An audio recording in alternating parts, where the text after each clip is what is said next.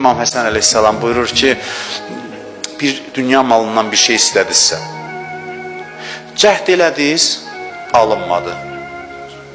Cəhd elədiniz, alınmadı. Bir, ondan sonra gözəl, istəyirəm də oradan da onları, o sözləri psixologlar araşdırır da artıq. Hərdən mən görmüşəm ki, bu hədis birbaşa psixoloji bir göstərişdir. İmam Həsən əleyhissalam deyir ki, gördün ki, alınmadı, çalış ki, özünə belə bir təlqin eləsən ki, mən heç o vaxt haqqında düşünməmişəm, heç istəməmişəm onu. Gör, nə gözəl metoddur. Deyir, yəni fikrindən izini sil onun, təmizlə ki, rahat olasan, narahat olmuyorsan. Adam istəyə bilər, cəhd eləyər, alınmazsa da gördün, alınmır, təzdən dərd eləmə, fikirləş, onu da böyüd içində, artır içində.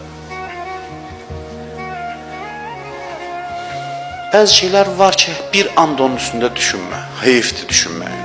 Hətta bəzi məlumatlar var ki, bilməsən yaxşıdır, bilmə.